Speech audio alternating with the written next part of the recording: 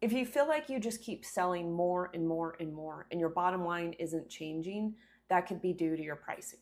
Quick little story. I used to work for Chipotle many, many years ago. I was managing a store, and we had to change prices quite oftenly because prices, our food costs would constantly change, especially with the guacamole.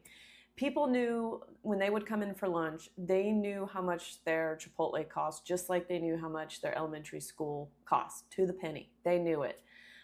So when those prices changed, everybody knew it. And yes, everybody groaned about it. But guess what? That groaning lasted all of 2 days. And after 2 days, it was history.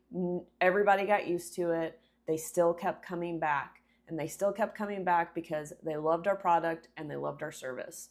Did the pricing make that big of a difference? Did it change our sales? Did people stop coming in? No, not at all. So I say that to, when you change pricing, it can be a little scary. It can be a little frustrating because you might get some kickback. But if you really have true fans, they're going to keep coming back. And you're going to keep being able to be successful in your business because you're changing with the market and you're able to ride out those market increases of your product or service. The truth about pricing, it's not a one-time decision. If you've been in business for more than 2 years, you should have already at least changed your pricing once because things change. I mean, look at inflation over the past, I could even say a year, but let's just say the past 5 years. If you go back to 2020, groceries are not what they are. Wages are not what they are. Minimum wage is not what it is. So you should be changing your prices because that's just the reality of the world we live in. Things are constantly going up in price. Okay, so two main things to consider when pricing is, one, what is the market? Meaning, what is your competition? What's going on out there and what you provide to the market? And then two, what is your actual cost? So let's talk about market real quick. And when I say market, we also kind of considering your competition. So I would evaluate what your competition is pricing at. But with those prices that they're pricing at is what services are they providing with that? What do you get with that price? What is the value in their pricing versus what are you going to provide? Are you providing more? Are you providing less? Are you the cheaper option? Are you the more expensive option? Where do you fall in the marketplace in terms of what your competitors are doing? That will help you kind of get a roundabout price. I'm not going to say be the cheapest, or I'm also not going to say be the most expensive. It's really going to depend on what you bring to the table with that. What kind of service are you delivering with that? Or is your product slightly better? Does it have a few more features? Really kind of evaluate where you fall in that market lineup. What kind of tier are you? Are you the kind of the cheaper option? Or are you the middle option? Or are you the top tier? All the bells and whistles. There's nothing wrong with any of them. It's just making sure you're getting the pricing right with that. So number two is, and I think it's the most important just because this is what I do, is your cost. So evaluating your cost when you're going to price. And I think a lot of businesses just say, oh, it costs me, let's say it costs you $5 to make a widget. Let's just add a couple dollars more and let's just give the price $8.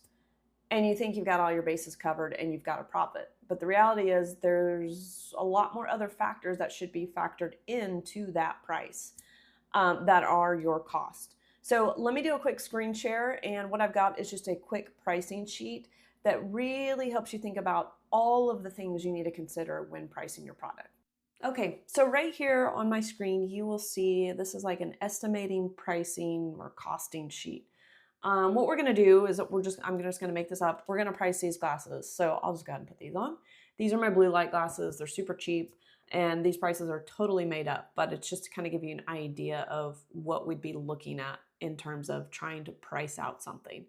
So what you're going to do and how you utilize this sheet is you kind of go through every single cost line by line, and then you're going to put in your labor cost. And then we're going to put in our overhead cost, and then we're going to put in our profit margin. This right here, let me highlight this nice and yellow. This is where I think a lot of businesses go wrong. And the overhead. I think a lot of people just take these items, the hard cost and the labor cost, and throw a couple bucks above it and say, okay, we're good. There's got to be other things involved. So let's get started and we'll go through this. Okay, so we've got the frames, just my pink frames. I put in one frame, they cost $1. So this would be as if we get all the items and we put it together. The lenses, they cost $1, or I put $2 right here. So we've got lenses, one pair of lenses, $2, and then the shipping. So that would be the cost for us to get these items and assemble them together. So that's our shipping cost, not to the customer, just to receive the items. So that would be, let's just say one is 75 cents. And then we need someone to put all this together. So we need someone to get the lenses, to put them together, and to put them in a package. So let's say that takes a half hour and they are paid $17 an hour. So let's just say 0.5, 17, that's $8.50. So you'll see where these costs come out. And right here is a unit cost. So this is just kind of a unit amount. You could leave it blank, or right here, you'll see where it's hour. I do think that's helpful. So if someone else comes in, they can easily read what this is. Okay, so what's happening is everything's getting calculated to column E, and then it's getting totaled down here, total cost. So if we add all of these up, so the 375 plus 850 gives us 1250, 1225. So our cost right now is 1225.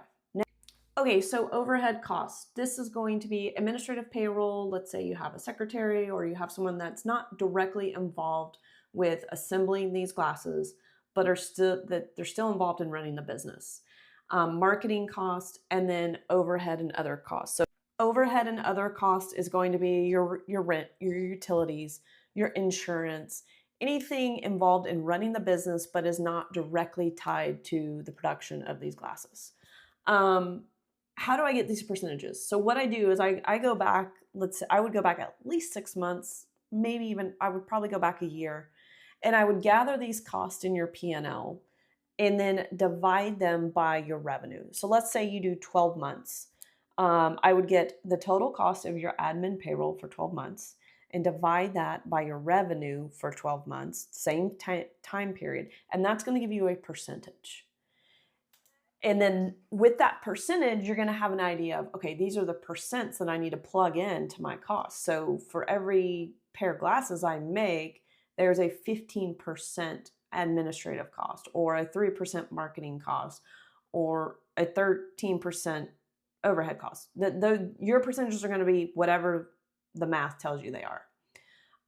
I did just adjust the marketing. I noticed the equation was not working. So the 3% of the 1225 is 0.36, and we're going to round that up to 0.5.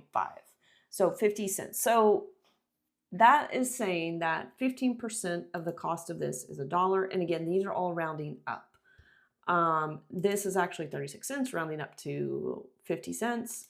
And your overhead cost is $1. So total overhead cost to get one pair of glasses out the door is $2.50. Now we've got our total cost at $4.75. So we've included all the pieces, the frames, the lenses, the shipping to get it here. We've included the labor to put these together. We've included the administrative payroll as part of this business. We've included the marketing, and we've included all of the overhead costs. So we're tracking pretty good here. This is looking really good. So now we're at $14.75. Now there's one very important thing that we have not priced, and that is our margins. What do we want to make? What is our margin on this? So we could price this at $14.75. The good news is we'd be breaking even. The bad news is not making any kind of profit. So great that you're breaking even, but you're in business to make money. So we got to make some money. So let's say our profit margin, we want our profit margin to be 15%. And so with a 15% profit margin, that now raises our price to right here, $17.35. So what's going on up here? Let me review this real quick. So in this box, I can change this as we go. 20%, now our price is $18.44. Let's go back to that 15. This is our multiplier. So basically what's happening is we are multiplying the 14.75 by 1.18. That's what gives us our $17.35. And then if we want to give it a nice round number, and my rounder is not working, but I would make that $17.50. Or you could price it at $17.35. I like to round up, gives you a nice little buffer. So that's where you'd price it. So what we did is we did the hard cost, we did the overhead cost, and we did our profit margin. That's the three main components you need when pricing is your true hard cost. When I say hard cost, direct cost, that's what does it take to get this product out the door, to get it assembled and out the door.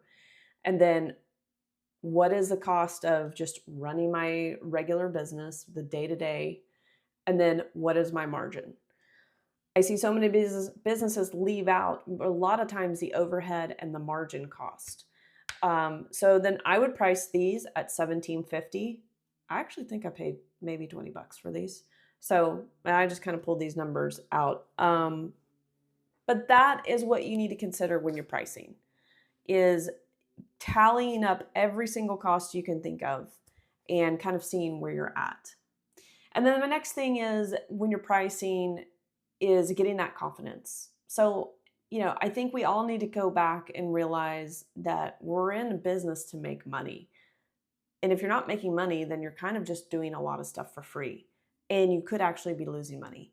So price with confidence. Know that you're in business, you're bringing a service and a product to the market, and you should be compensated for that. And realize you might get some kickback, but you know what? It doesn't really matter. Either they're going to come back or they're not. And if they're not going to come back, then you'll have better customers anyway.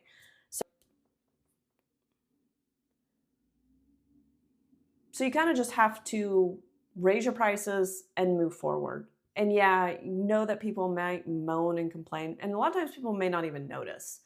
But I think at this point, especially in this day and age, people are just so used to prices going up. It's just the reality we're living in. And know that you're in business to make money. There's nothing wrong with making money. All right, hope this helps. In the next video, I'm gonna try to go over these margins and these percentages so you guys kind of get a better idea of how I got these. All right, hope this helps.